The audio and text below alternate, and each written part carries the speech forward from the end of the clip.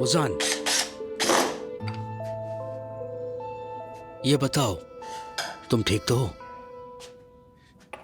ठीक हूँ भाई। क्या हुआ? बस यूं लगा जैसे कुछ उदास हो। ये जगह दिल को नहीं भाई क्या? नहीं भाई, ऐसी बात नहीं है। जगह बहुत अच्छी है, बल्कि सब कुछ ही बहुत अच्छा है। अच्छा तो फिर ऐसा चेहरा क्यों है? पिछली बार जब जगह खोली थी, वो जोश, वो खुशी, कहाँ गया वो सब कुछ? खत्म हो गए भाई। एक लड़की के साथ वो सब एहसास भी दफन हो गए।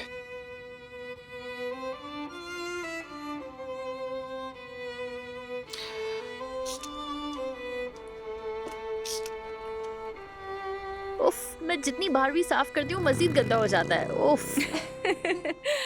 अरे काम में तो तुम मुझसे भी कहीं ज्यादा गई गुजरी हो।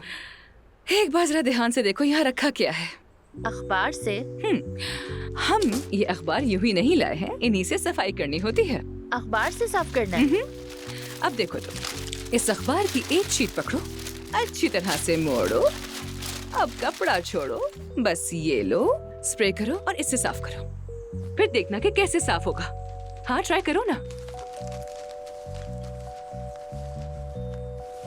अनबिलीवेबल, ये तो वाकई साफ हो गया। हाँ। अम्मी को भी बताना पड़ेगा, हमारे घर के शीशे भी इसी तरह साफ करवाएंगी वो। वाकई ये तो मौजज़ा है।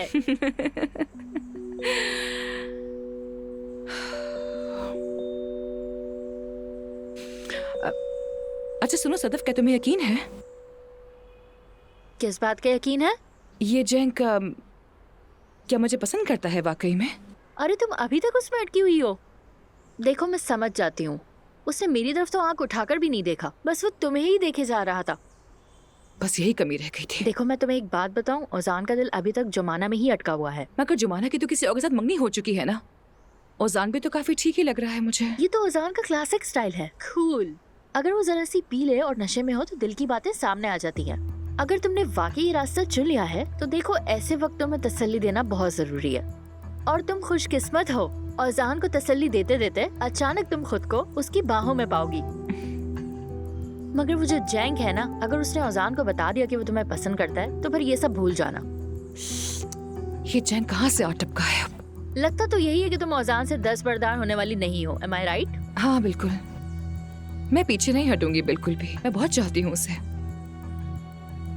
Sadaf, I love him so much. इतना करीब आकर पीछे नहीं हट सकती मैं। मुझे किसी भी तरह से उससे हासिल करना ही होगा। हाँ तो फिर जैंक से होशियार रहना। आखिर गए कहाँ ये लोग? मुझे भी समझ में नहीं आ रहा बेटा। अच्छा तुम जरा आहिस्ता चलाओ, कहीं टकरा गए तो मेहमत के नुकसान के पैसे कहाँ से दूंगी? मैं दे दूंगी अम्मी, फिक्र ना करें। हाँ, वो सामने उमर की गाड़ी है ना? हाँ उसी की गाड़ी है।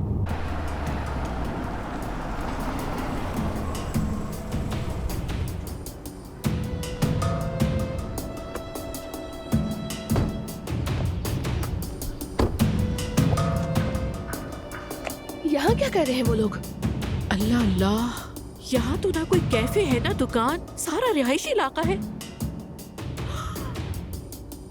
कहीं ऐसा तो नहीं कि उन्होंने यहाँ घर ले रखा हो? हाय ये तो बड़ी बदनामी है। जरा देखो तो सही, मेरी मासूम बेटी को शादी के वादों में उलझा कर मंगनी तुड़वा दी और अपनी महबूबा के साथ यहाँ घर ले लिया। हाय ये तो खुली बेहयाई है और कुछ भी नहीं है। अम्मी बगैर जाने ऐसा कुछ ना कहें, यहाँ आने की कोई माकूल वजह होगी।